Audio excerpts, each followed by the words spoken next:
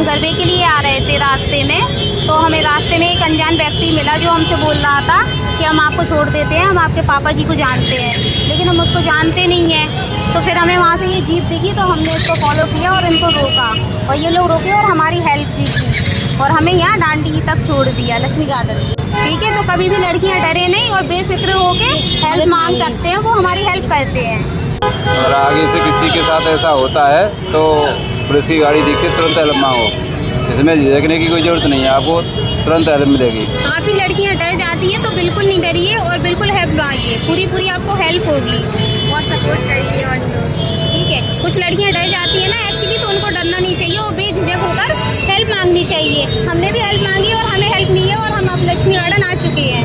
Thank you सबको मेरी तरफ से, थैंक यू। मुझे बहुत अच्छा लगा, मैं सही सलामत यहाँ आ चुकी हूँ, क्योंकि मेरे साथ कोई आगे था भी नहीं और मैं उस व्यक्ति को जानती भी नहीं थी।